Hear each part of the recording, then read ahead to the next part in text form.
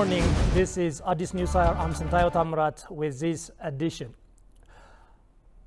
Russia will pay close attention to its collaboration with African nations in different spheres of cooperation in a growing multipolar world.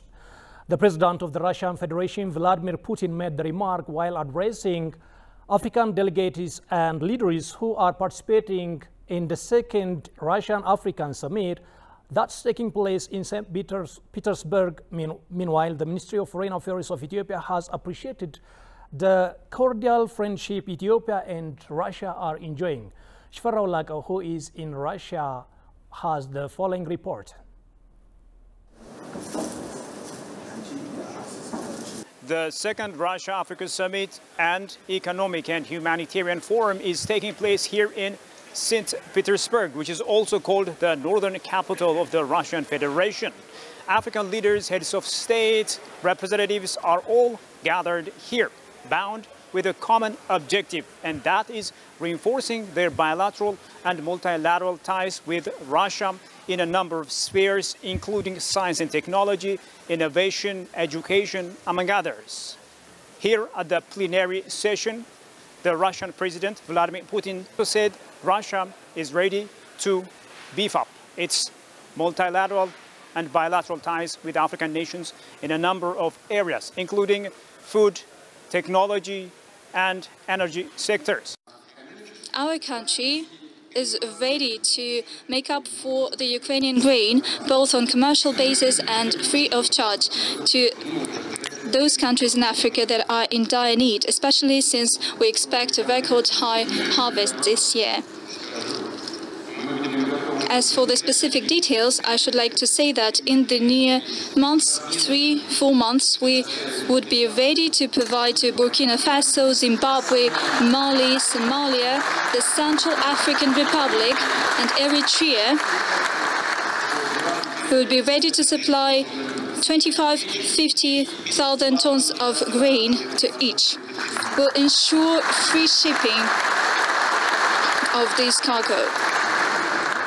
For its part, Russia is ready to share with African friends its best practices, expertise in agricultural production, provide assistance in introducing cutting-edge technologies. We seek to further cooperate and develop cooperation with African countries in energy.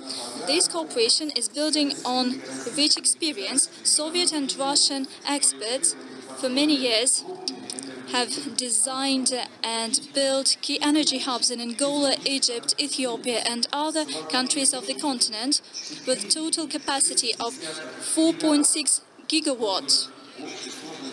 We created, and let me highlight this specifically to you, dear friends, overall, we created a quarter of all hydropower capacities of Africa. The State Minister for Foreign Affairs, Misganu Arga, told ETV that Ethiopia and Russia have been enjoying cordial friendship for a long period of time. We have a strong, long-lasting historical relation between Ethiopia and Russia. So,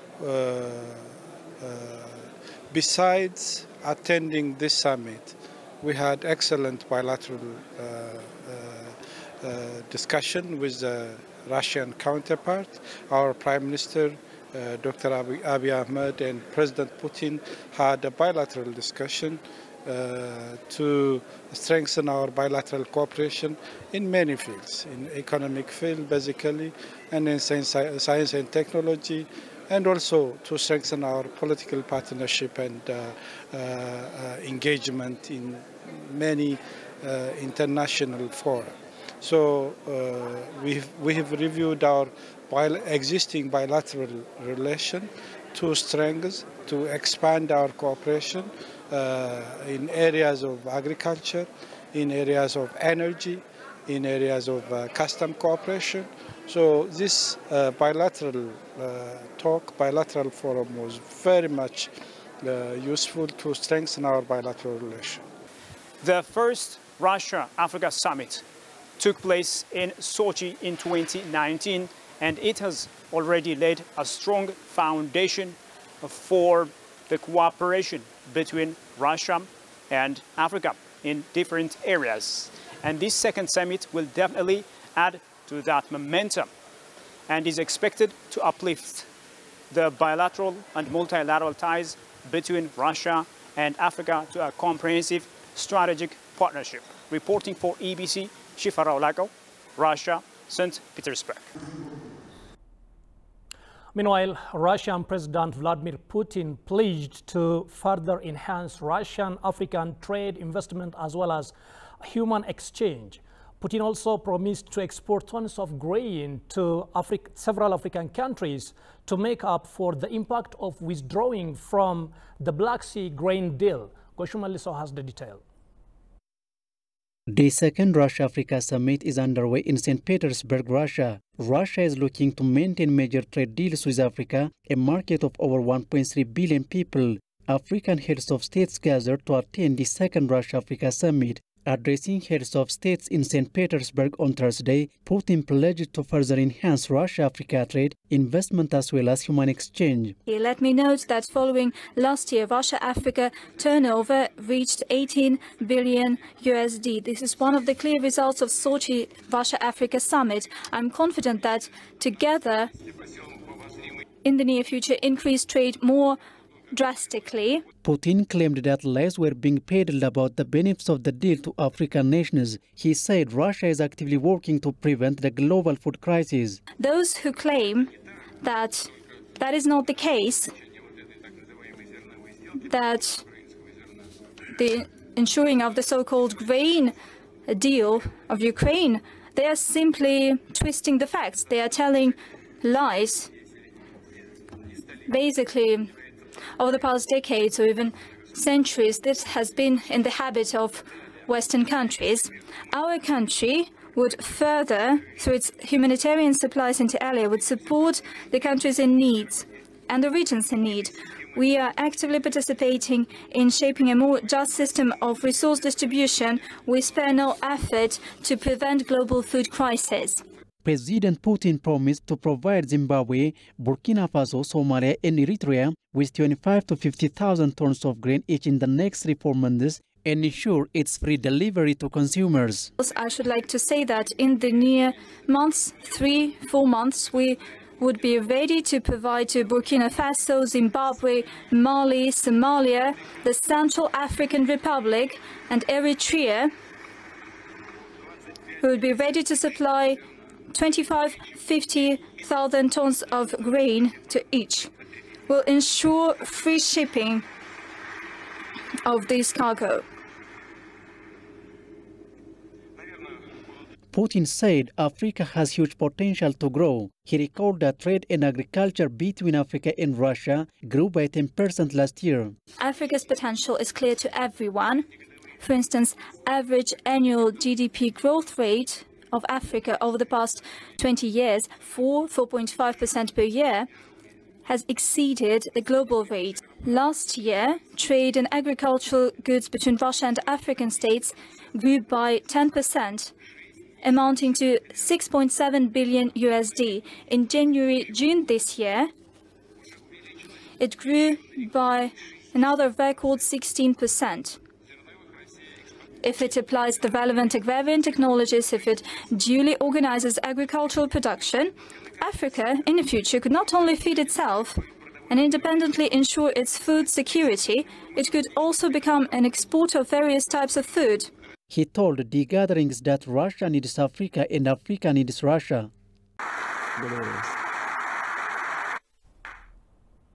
Ethiopian Foreign Minister Demeke Mekonnen conferred with President of Malawi, Lazarus Chakwera, on ways of advancing the long-standing diplomatic ties between the two countries. The high-level meeting took place on the sidelines of the African Human Capital Heads of State Summit that was concluded on Wednesday in Tanzania upon the official announcement of the Dar es Salaam Human Capital Declaration 2023. Demeke and President Chakwera discussed enhancing cooperation in bilateral, continental and multilateral venues. They have also reiterated the commitment of their respective governments to elevate multifaceted historical bilateral relations. Afterwards, speaking to the Tanzanian Broadcasting Corporation, Demeke disclosed that Ethiopia and Malawi have agreed to hold joint permanent commission of the cooperation.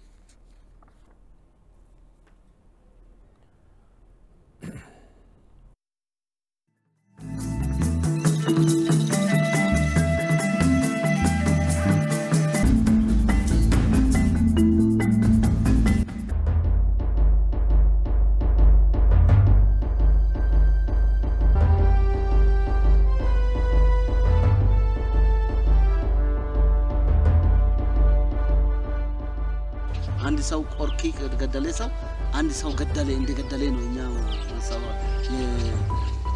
አዋጅ ተሰጥቶ ቆርኪዎች ቁጥር ከ70 በታች የነበረው አሁን ላይ ከ800 በላይ ቆርኪዎች አሉ።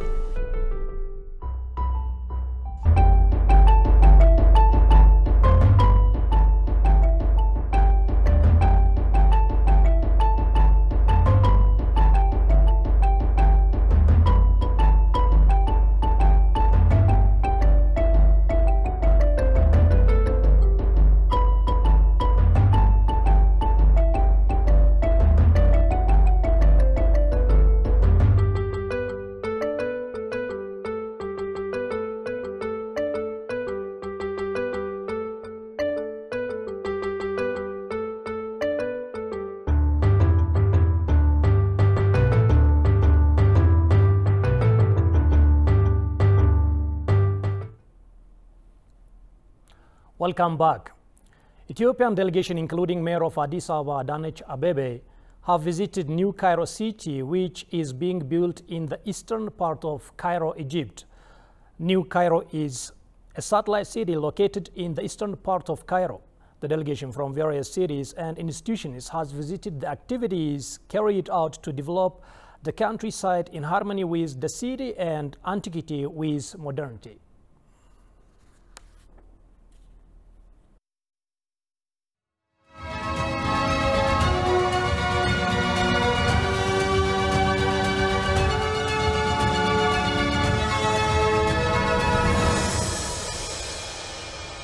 It took 3 years to launch OSCE.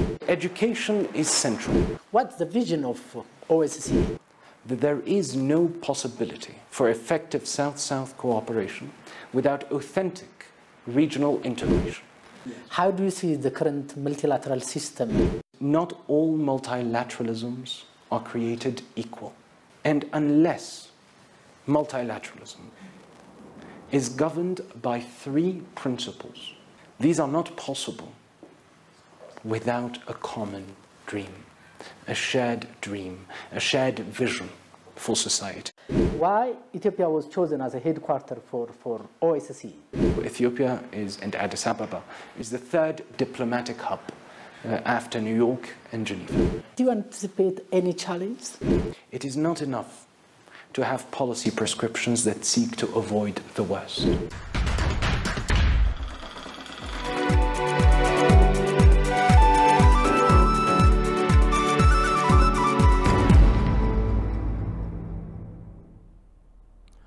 Welcome back. You are watching Addis News Hour, now the business news.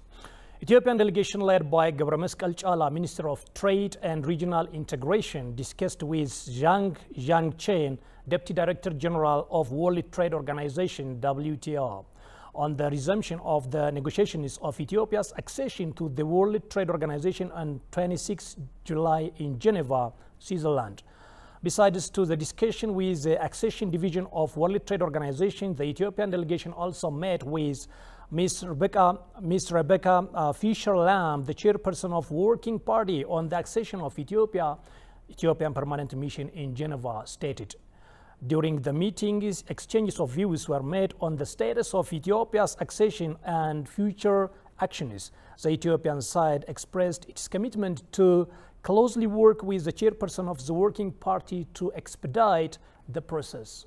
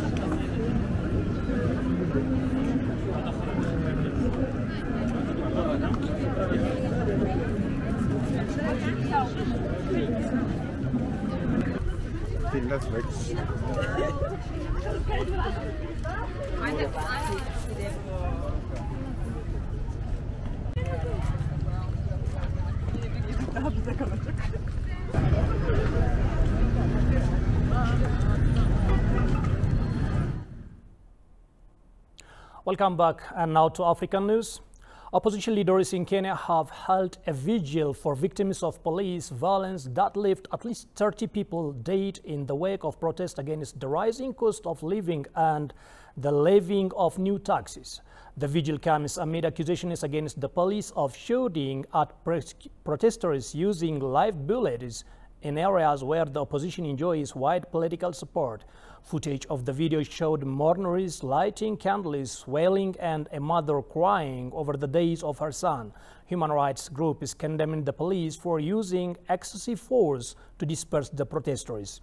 In the last 3 weeks, demonstrations have spread across Kenya, with people calling out President William Ruto's administration over the rising cost of living.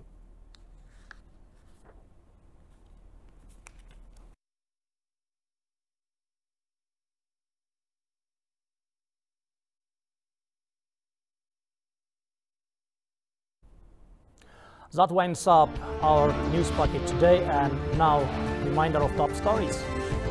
Russia vows to forge closer ties with African nations.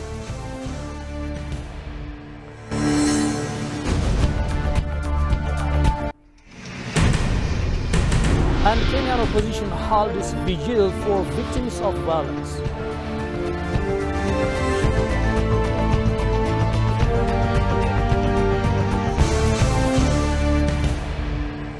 Thank you so much for watching us. I'm Santayo Tamrat with this news package. Stay tuned. Have a very nice day.